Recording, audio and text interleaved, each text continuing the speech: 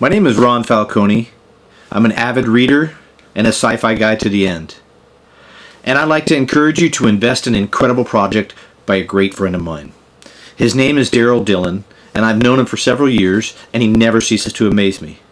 Now, Daryl is a different kind of guy. He's not your typical guy that you'd meet on the street. He's anything but. He has a creative imagination. His personality changes from minute to minute. But he's a terrific husband, father, grandpa, computer guy, and an author. And you're going to want to be part of his world. Why? Because he's written something incredible. He's captured his wit and his wild imagination and put it in a series of books that he's called the DTRIS File. The DTRIS File is full of adventure.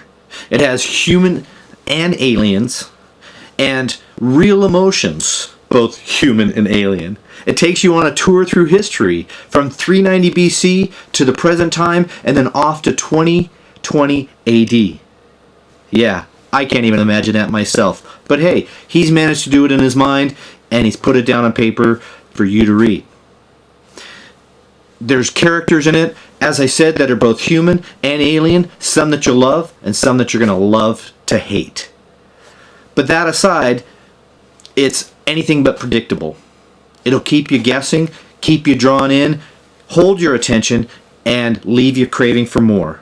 You're going to want to read it again and again. You're going to want to have the whole series. It's something you're going to want to have on your electronic device and to share with others. So listen, investing in this project, I believe, is investing in the next great trilogy. But I don't want to give you too much. Here's the author to give you a glimpse, a synopsis into this wonderful world.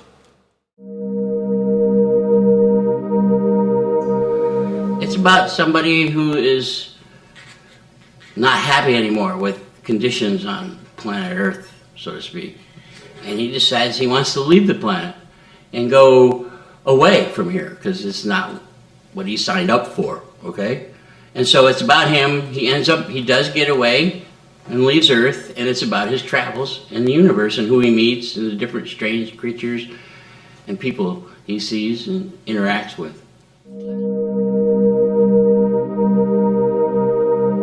Oh yeah, sci-fi people will like that. People who like just plain adventure stories or a mystery. Politics? Well, if you want to make some, there'll be some. But right now I don't have any illustrations because I don't know anybody who can do that.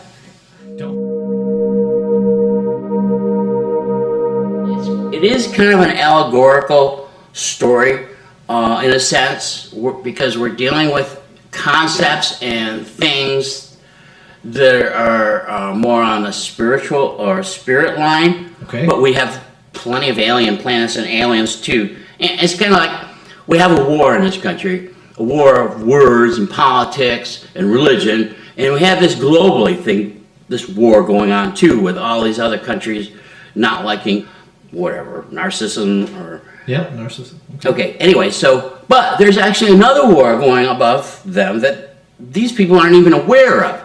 So we have two wars, one up here in the spirit world, and the other one down here, and then basically you have the war between all the other alien planets and stuff. And actually all these wars are involved and they infect each other, okay? And nobody knows that they're being affected and led around.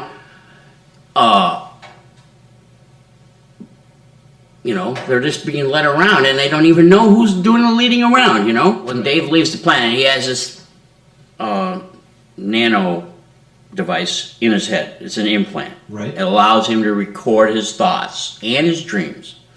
So anything any of his senses see is recorded in this device, and he can play it back at any time he wants. So you can imagine that if he's trying to solve a problem, and his eyes or ears or any one of his senses has seen this, he can play it back and get the information that he's already forgotten. I like to write. I've always liked to write. I did good in grammar school in English, but I could never find a really good idea to write about until time changed And I finally came up with an idea and just started writing it. I didn't even have an outline. I just started writing the story.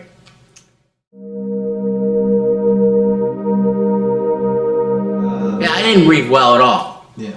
Reading was a non-starter for me. I was an action kid. Outside, you throw me out in the morning, I come back for supper, okay? That was the end of it. That's what we did in those days. We were outside, reading, boring, okay? My father shows up one day, and he says, here's a book, read it. So, since my father never talks to me anyway, I figured, well, this must be important. So I go, Tarzan in the Forbidden City. And I'm going, okay, I'll read it.